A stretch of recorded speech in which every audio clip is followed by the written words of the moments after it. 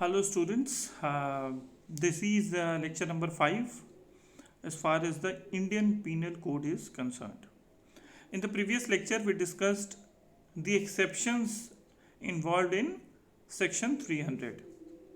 The exceptions due to which the culpable homicide amounting to murder becomes culpable homicide not amounting to murder. पिछले lecture में हम लोगों ने देखा कि किस तरह अपवाद के आ जाने से धारा 300 में जो आपराधिक मानववध हत्या की कोटि में आता था वो फिर से आपराधिक मानववध हो जाता है। तो वो 5 एक्सेप्शंस हम लोग देख चुके हैं। In today's topic will deal with some other important sections related to offences affecting life. आज के लेक्चर में हम लोग ब्रीफली उन सेक्शंस को देखेंगे जो कि शॉर्ट क्वेश्चंस में ज़रूर आपके सेमेस्टर पूछे जाते हैं, लॉन्ग में तो नहीं, इसीलिए we will not go too much deep into it.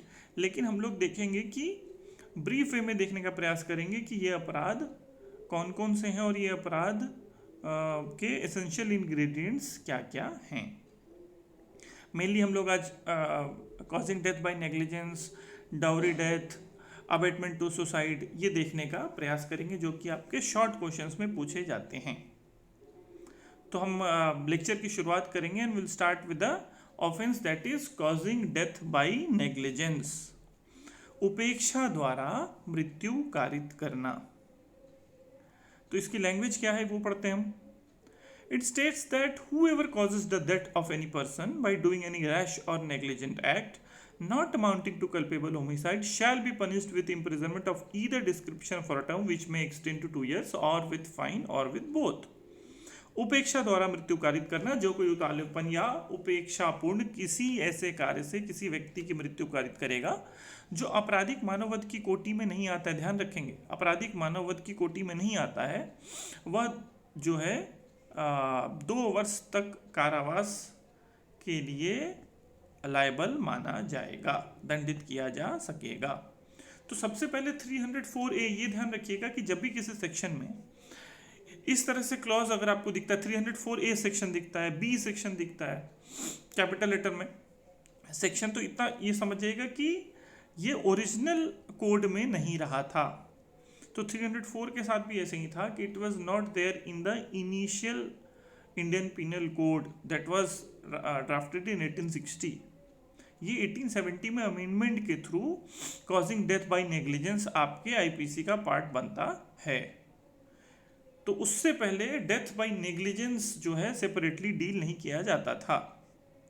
तो डेथ बाय नेग्लिजेंस हम देखेंगे कि इसके एसेंशियल पॉइंट क्या होते हैं। तो डेथ बाय नेग्लिजेंस आप सामने देख सकते हैं, उपेक्षा द्वारा मृत्यु कारित करने को उतना गंभीर नहीं माना जाता है जितना मर्डर को माना जाता है या culpable homicide not amounting to murder को माना जाता है। क्योंकि जब आप अपनी उपेक्षा से कर रहे हैं, नेग्लिजेंस से कर रहे हैं, तो वहां पर क्या लैक कर रहा है। जो मेंटल एलिमेंट हम लोगों ने कल्पेबल होमिसाइड में पढ़े थे, कौन से थे? इंटेंशन और नॉलेज। यहाँ पर इंटेंशन और नॉलेज नहीं रहता है। आपकी अपनी उपेक्षा हुई है आपसे या उतावलेपन में आपसे हुआ है, लेकिन आपने कोई इंटेंशन नहीं रखा था, आपका कोई नॉलेज नहीं था, यानी उसको ज़्यादा सीरियस नेचर का माना जाता है जहाँ पर आप इंटेंशन या नॉलेज रखते हैं कोई क्राइम, कोई ऑफेंस कमिट करते समय। यहाँ पर क्या है? यहाँ पर रैशनेस और नेग्लिजेंस को माना गया है आवश्यक तत्व, और इसकी आप पनिशमेंट इसीलिए आप देख सकते हैं कि इसके पनिशमेंट को 2 इयर्स तक का रखा गया है, यानी वो डेथ की तरह culpable homicide amounting to murder या नॉट अमाउंटिंग टू मर्डर की तरह सीरियस नेचर का नहीं माना जाता है। और क्यों नहीं माना जाता? मैंने कह दिया कि वो इंटेंशन और नॉलेज वहाँ पर है, यहाँ पर इंटेंशन और नॉलेज नहीं है। यानी इस ऑफेंस के लिए कौन सा एसेंशियल इंग्रेडिएंट्स होगा? तो इस ऑफेंस के लिए इंग्रेडिएंट होगा कि death must have been caused, ये तो पहला है, डेथ तो होनी चाहिए। और दूसरा एसेंशियल क्या है? बाय डूइंग एनी रैश और नेग्लिजेंट एक्ट। ये 2 एसेंशियल पॉइंट। और कौन से act? Which is not amounting to culpable homicide. ठीक है, which is not amounting to culpable homicide, वो आपराधिक मानववध की कोटि में नहीं आएगा। तो इसको कॉजिंग डेथ बाय नेग्लिजेंस माना जाएगा। आपको अगर शॉर्ट में एक क्वेश्चन पूछा जाता है तो आपको यही समझाना है। बस आपको ये ध्यान रखना है कि कभी कभी क्वेश्चन पूछा जा सकता है कि what do you mean by rash act, what do you mean by negligent act, क्योंकि रैश और नेग्लिजेंट दोनों लिखा हुआ है। हालांकि हेडिंग जो है 304 की वो केवल नेग्लिजेंस की है, क्योंकि नेग्लिजेंस का ही सब पार्ट रैशनेस होती है। Negligence is considered to be the genus, और आप रैशनेस को जो है वो स्पीसीज मान सकते हैं उसका।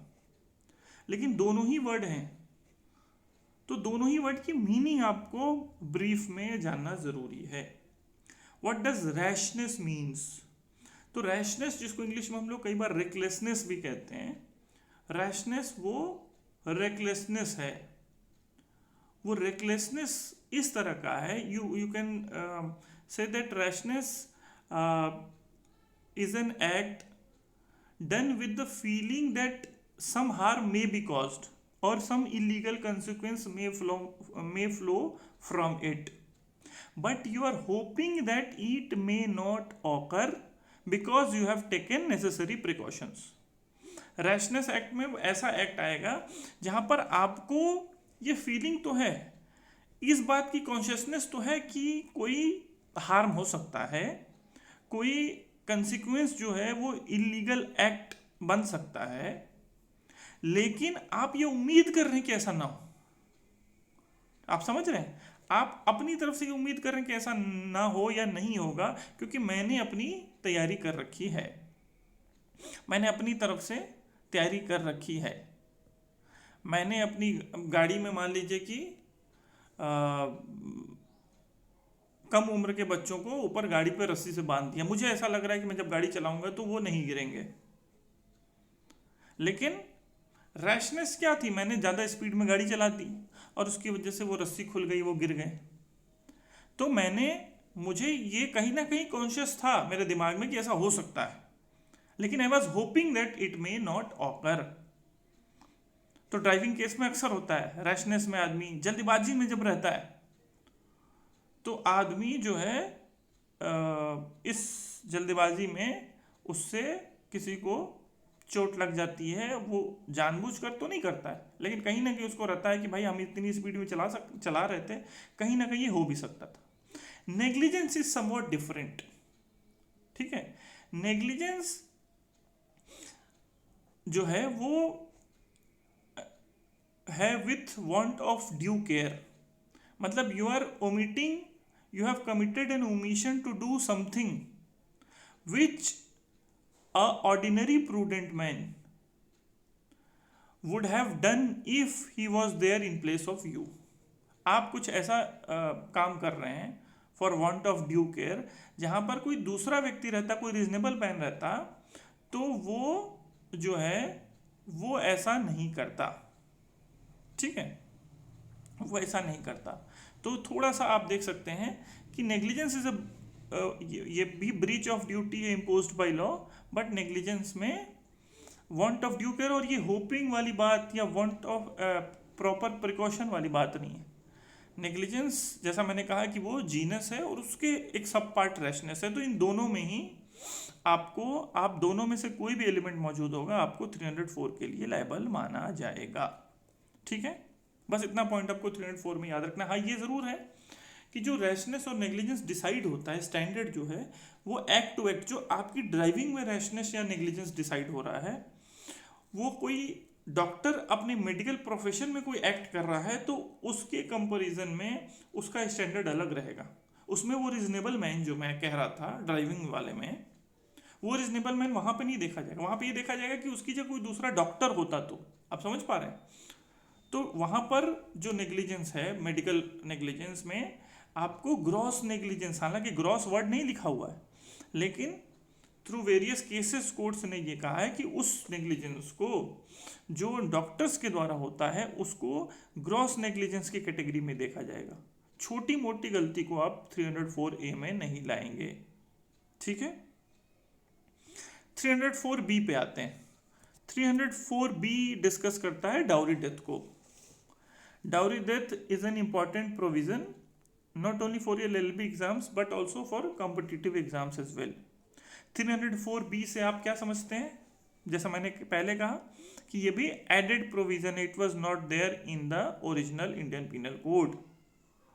डाउरी डेथ बहुत बाद में 1986 में जाकर डाउरी डेथ को जोड़ा गया है, और उससे पहले डाउरी डेथ जो है, दहेज हत्या जो है, उसको 300 में या 299 में देखा जाता था, मतलब उसको मर्डर की तरह देखा जाता था। डाउरी डेथ को सेपरेट ऑफेंस बनाया गया है बहुत बाद में 1986 में, जैसा मैंने कहा कि एक अमेंडमेंट के माध्यम से 304B को जोड़ा गया है। अब ये दिमाग में आपके आ सकता है कि मैं इससे पहले कि इसके एलिमेंट्स को पढ़ूं, आपको मैं जरा सी बात बता दे रहा हूं कि क्यों जोड़ा गया होगा। क्योंकि in case of culpable homicide क्या होता है कि जो ओनस है, जो बर्डन है, इस बात को साबित करने का कि मैंने ये अपराध किया है, ये किसके ऊपर रहता है? वहां पर विक्टिम के ऊपर रहता है, विक्टिम पार्टी के ऊपर रहता है। लेकिन डाउरी डेथ इसलिए बनाया गया क्योंकि क्या होता है कि जो लड़की शादी करके दूसरे घर गई है, उसके साथ जो एट्रोसिटीज हो रही हैं, उसके पक्ष में विटनेसेस नहीं मिलेंगे, क्योंकि वो उसका दूसरा घर है। तो इसीलिए वहां पर बर्डन अगर उस पर डाल दिया जाए, विक्टिम पे, प्रोसिक्यूशन पे डाल दिया जाए, तो वो प्रॉब्लम वो प्रूफ करना बहुत मुश्किल हो जाता है। वहां पर 300 को या 299 को प्रूफ करना बहुत मुश्किल हो जाता है। इसीलिए इसको, ये जो आप देखें कई सारे ऑफेंसेस अगेंस्ट वुमेन में अक्सर देखा गया है, ये 304B पे भी अप्लाई होता है कि जो बर्डन है वो एक्यूज्ड के ऊपर है ये साबित करना कि मैंने अपराध नहीं किया। वहां पर क्या है, वो बर्डन प्रोसिक्यूशन के ऊपर है, विक्टिम पार्टी के ऊपर है ये साबित करना कि इसने ये अपराध किया है। तो ये एक मेजर फर्क है, इसीलिए 304B को लाया गया, ताकि जो बर्डन है, जो ओनस है, वो उस पार्टी के ऊपर हो जिसपे ऊपर ये आरोप लगा हुआ है। ठीक है, अब हम पढ़ना शुरू करते हैं 304B। 304B tells where the death of any women is caused by any burns और बॉडीली इंजरी। जो मृत्यु है औरत की होती है कैसे? बाय एनी बर्न्स और बॉडीली इंजरी और occurs otherwise than under normal circumstances. ठीक है, सामान्य परिस्थितियों से अलग जो है उसकी मौत होती है, उसकी मृत्यु होती है। और फिर क्या लिखा हुआ है? With in 7 years of her marriage. ध्यान रखिएगा, 7 साल की इसमें सीमा दी गई है, शादी के 7 साल के अंदर अगर उसकी मृत्यु होती है। And it is shown that soon before her death she was subjected to cruelty or harassment by her husband or any relative of her husband for or in connection with and demand for dowry. Such death shall be called dowry death, and such husband or relative shall be deemed to have caused her death. तो इसमें essential point सबसे पहले हम लोग निकालेंगे। इस section को समझने के लिए आप सेक्शन को ब्रेक करना सीखेंगे। किसी भी सेक्शन को, खासतौर से पीनल प्रोविजंस को समझने के लिए सबसे अच्छा तरीका होता है कि उसको हम ब्रेक करें एसेंशियल एलिमेंट्स में। तो पहला क्या है इसका एसेंशियल एलिमेंट डाउरी डेथ का? क्या होगा कि death must have been caused. ठीक है, पहला पॉइंट है डेथ मस्ट। देखिए यहां पर कल्पेबल होमिसाइड नहीं लिखा है, ध्यान रखिएगा, death must have been caused. इसका मतलब क्या हुआ? इसका मतलब कि कल्पेबल होमिसाइड को भी इंक्लूड कर रहा है और सुसाइड को भी इंक्लूड कर रहा है। आप समझ पा रहे हैं? ऐसा नहीं है कि ससुराल वालों की तरफ से सिर्फ कल्पेबल होमिसाइड होगी तो ही डाउरी डेथ माना जाएगा। अगर मान लीजिए उस एट्रोसिटी को सहते सहते लड़की सुसाइड कर लेती है, वो विवाहित स्त्री सुसाइड कर ले रही है, तो उस केस को भी डाउरी डेथ में इंक्लूड किया जाएगा। ध्यान रखिएगा, क्योंकि यहाँ पर डेथ लिखा है, तो आप इंटरप्रेट ऐसे करेंगे।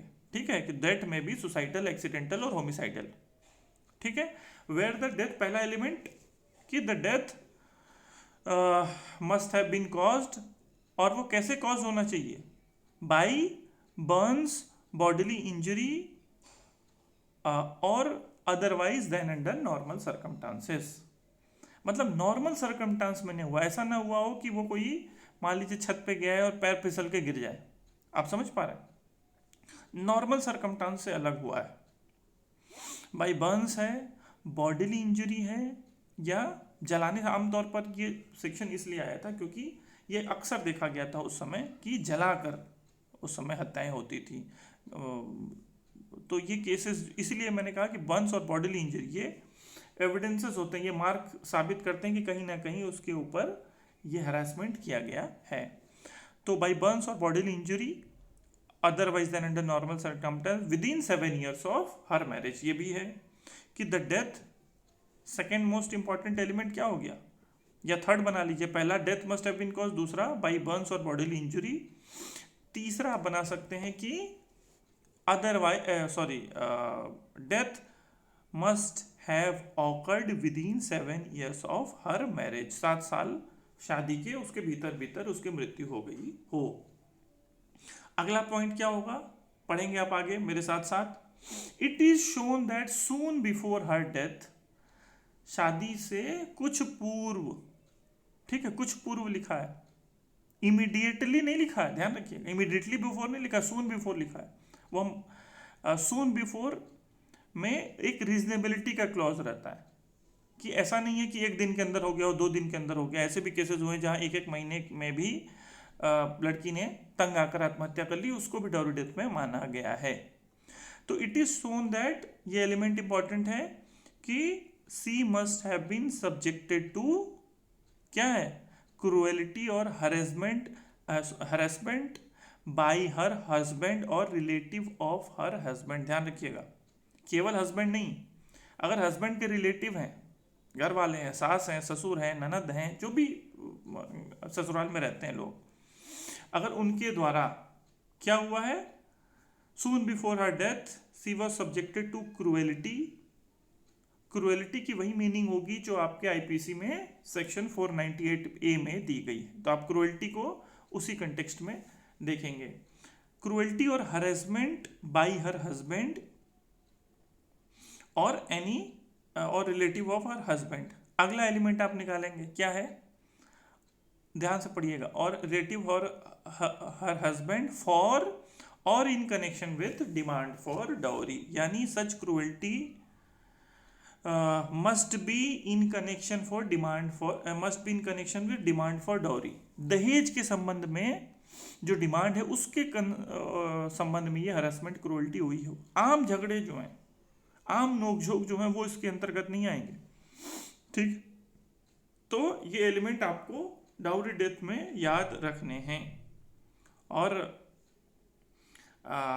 जैसा मैंने कहा कि सेक्शन को ब्रेक करके आप पढ़ना सीखेंगे, तभी इस सेक्शन को बेहतर ढंग से आप समझ पाएंगे। तो ये कई बार शॉर्ट में क्वेश्चन पूछा जाता है दहेज हत्या को लेकर, ठीक है।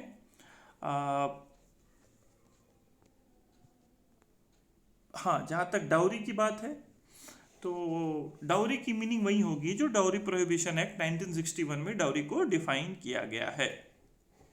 जब आप 1961 डाउरी को डिफाइन आप देखेंगे सेक्शन 2, तो उसमें ये बताता है कि डाउरी जो है इट मीन्स एनी प्रॉपर्टी और वैल्यूएबल सिक्योरिटी, कोई प्रॉपर्टी है, वैल्यूएबल सिक्योरिटी है विच इज गिवन और एग्रीड टू बी गिवन, या कुछ दिया गया है या एग्री हुए हैं उस पर डायरेक्टली या इनडायरेक्टली,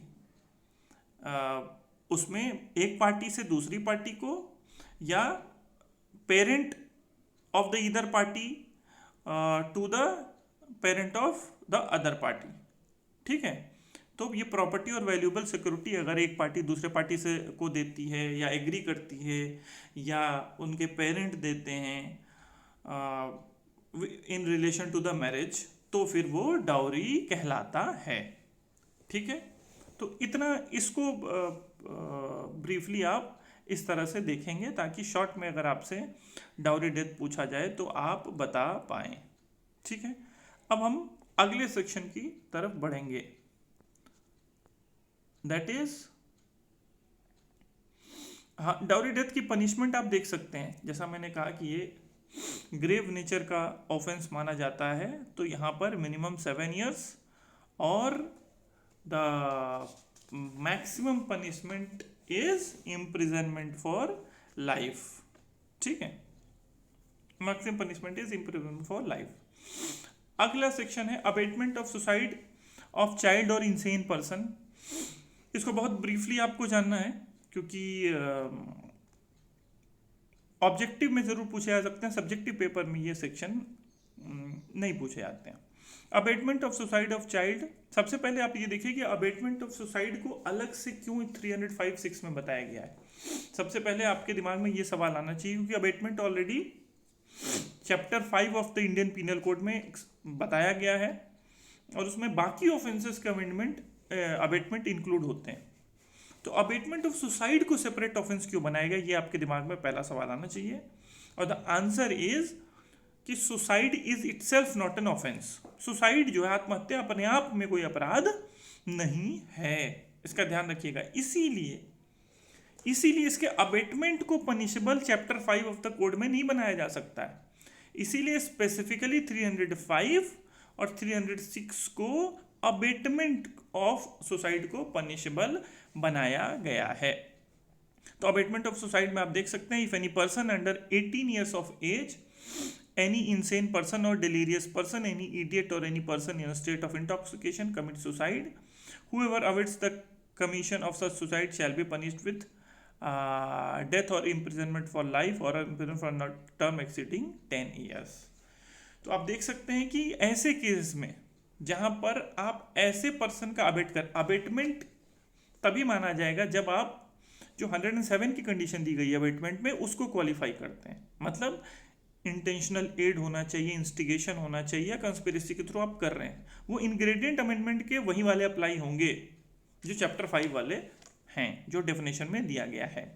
तो जब आप क्या कर रहे हैं, किसी 18 साल से कम उम्र के लड़के को, बच्चे को आप अबेट कर रहे हैं, या किसी इंसेन पर्सन को कर रहे हैं, या किसी इडियट को कर रहे हैं, या किसी इंटॉक्सिकेटेड पर्सन को आप उकसा रहे हैं, मतलब एड कर रहे हैं सजेशन के थ्रू, प्रोवोकेशन के थ्रू। याद रखिएगा, केवल अबेटमेंट में कुछ एक्स्ट्रा आपकी तरफ से वर्क हुआ हो, आपका एक्टिव पार्टिसिपेशन हुआ हो, तो चाहे प्रोवोक करके आप कर रहे होंगे या आप सजेशन देके कर रहे होंगे, जिस तरह भी कर रहे होंगे, अगर आपने सुसाइड कारित करवाई तो 305 में आपको लायबल माना जाएगा। और आप देखेंगे इसकी पनिशमेंट ज़्यादा बड़ी है 306 के कंपैरिजन में। उसका कारण यह है कि ऐसे लोग जो 18 साल से कम के हैं, जो इंसेन हैं, ये ऑलरेडी जो है वो निर्भर होते हैं, डिपेंडेंट लोग माने गए हैं कानून की नज़र में, डिपेंडेंट होता है। अगर ऐसे लोगों को आप करवा रहे हैं तो ये और भी गलत माना गया है।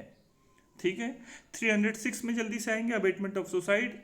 उन सबको छोड़कर, जो उन लोगों को छोड़कर जो बाकी केसेस में आप देखेंगे कि अगर आप अबेटमेंट करते हैं तो वहाँ पर आपको 10 साल तक की सज़ा मिल सकती है।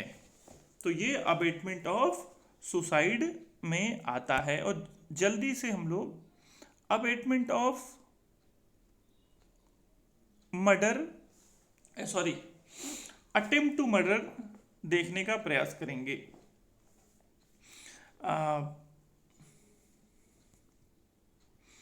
Attempt to murder states whoever does any act with such intention or knowledge that under such circumstances that if he by that act caused death, he would be guilty of murder, shall be punished with imprisonment of either description for a term which may extend to 10 years and shall also be liable to fine. And if hurt is caused to any person by such act, the offender shall be liable either to imprisonment or to such punishment as is here in before mentioned।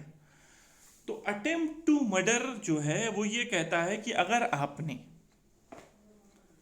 आपने कोई act किया उस intention के साथ, कौन से intention के साथ, विथ सच इंटेंशन और knowledge and under such circumstances that if he by that act cause death, आपने उस इंटेंशन, उस नॉलेज के साथ किया जो कि आपको कल्पेबल होमिसाइड के लिए ज़रूरी होते हैं। अगर आप उस इंटेंशन के साथ क्या करते हैं, culpable homicide amounting to murder के लिए ज़रूरी होते हैं, अगर आपने वो एक्ट किया,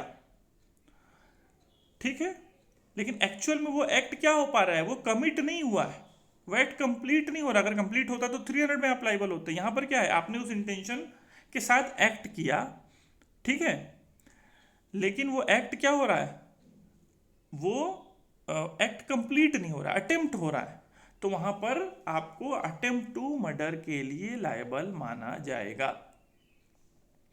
और इसको लेकर इसको बेहतर तरीके से समझने के लिए आप एक दो इलस्ट्रेशंस देख सकते हैं, जिसमें एक इलस्ट्रेशन ये है कि A shoots at Z with intention to kill him under such circumstances that if that ensued A would be guilty of murder, A is liable to punishment under this section। अगर A Z पर गोली चलाता है इस intention के साथ कि मैं उसकी हत्या कर दूंगा, ठीक है, तो फिर वो इस सेक्शन में 307 में लायबल होगा। ध्यान रखिएगा, यहाँ पर हत्या हो नहीं रही, ठीक है। 307 जो है वो तभी अप्लाई होगा जब हत्या नहीं हो रही, अगर हो गई तो फिर 300 में अप्लाई हो जाएगा, ठीक है। Hopefully you are understanding the point. The second illustration, A with the intention of causing the death of a child of tender years exposes it in a desert place. आपने जो है एक निर्जन स्थान पर किसी बच्चे को जाकर छोड़ दिया, ठीक है, ये सोचकर कि वो भाई कोई भी निर्जन स्थान पर छोड़ दिया, जंगल में छोड़ दिया, एकांत जगह पर छोड़ दिया जहां दूर दूर तक कोई आबादी नहीं है, ये सोचकर कि ये व्यक्ति, ये लड़का मर जाएगा, ठीक है। तो यहाँ पर क्या हुआ, मान लीजिए कि उसको 1-2 दिन बाद कोई आकर उठा ले जाता है, कोई हेल्प कर देता है अगल बगल का गांव वाला, और उसकी मृत्यु नहीं होती है, तो ये अटेम्प्ट टू मर्डर कहलाएगा, ठीक है। जल्दी से 2 इलस्ट्रेशन और देख लेते हैं, इलस्ट्रेशन से आप बेहतर तरीके से समझ पाएंगे। द थर्ड सी कहता है कि A intending to murder Z buys a gun and loads it. क्या करता है, जेड को मारने का इंटेंशन रखता है, जाता है गन खरीदता है, उसको लोड कर लेता है। A has not yet committed the offence. ध्यान रखिएगा, लोड करना जो है वो अटेम्प्ट में नहीं है, preparation is something different and attempt is something different. आप पढ़ चुके हैं कि preparation in most cases is not considered to be culpable और पनिशेबल। तो आपने लोड किया बस गन को, वहां पर आप लायबल नहीं होंगे, लेकिन जैसे ही आपने फायर कर दिया, ठीक है, आप लायबल हो जाएंगे। और अगर उस फायर से आदमी मरेगा नहीं, अगर उसको चोट लग जाती है तो ज़्यादा ग्रीवियस माना जाता है। और आप देख सकते हैं इसीलिए यहाँ पर पनिशमेंट जो है कल्पेबल होमिसाइड में वो 2 तरह से दी गई है, जहाँ पे हर्ट कॉज हो जाता है और जहाँ पर हर्ट कॉज नहीं होता है, ठीक है। तो जहाँ पर आप देख रहे हैं कि जहाँ पर कॉज हो जा रहा है, if hurt is cause to any person, वहाँ पर maximum punishment imprisonment for life तक हो सकती है। Maximum punishment imprisonment for life तक हो सकती है। तो आप ये देख चुके हैं। डी देखते हैं, the last illustration, A intending to murder Z by poison purchases poison. ये बहुत इंटरेस्टिंग है, इसको जरूर, ये इलस्ट्रेशन समझना बहुत जरूरी है। ए जेड को जहर देख के मारना चाहता है, क्या करता है, जहर जाता है दुकान से लेके आता है और उसको खाने में मिला लेता है, और वो अभी भी ए के कब्जे में है। वो जो जहर मिला के मान लीजिए अपने टेबल पे रखा हुआ है, अपने बिस्तर पे रखा हुआ, अपने बैग में रखा हुआ है, तो वो अभी भी ए के कब्जे में है। तो यहाँ पर ये अभी तक ऑफेंस नहीं हुआ है 307 में, लेकिन जैसे ही जेड के सामने वो टेबल पे रख लेता है या किसी नौकर को कह देता है कि जाओ तुम दे के आओ जेड को, जाओ वो खा लेगा, तो जैसे ही डिलीवर यानी आपके कंट्रोल से बाहर निकल गया, जैसे ही आपके कंट्रोल से बाहर निकल गया, वहां पर आपने इस सेक्शन में जो ऑफेंस है वो कमिट कर दिया। अब वो पीता है नहीं पीता है, आप समझ रहे हैं। अब यहाँ पर ये जरूरी नहीं है, आपने अपना काम कर दिया है, आपने प्रिपरेशन से आगे निकल के अटेम्प्ट कर दिया, आपने टेबल पर रख दिया है, ठीक है, वो भले फेंक दे उसको, लेकिन आप 307 में लायबल हो जाएंगे, ठीक है। तो hopefully you understood the point, और अगली लेक्चर में हम लोग अब आगे के कुछ और सेक्शंस को देखने का प्रयास करेंगे। Thank you all of you.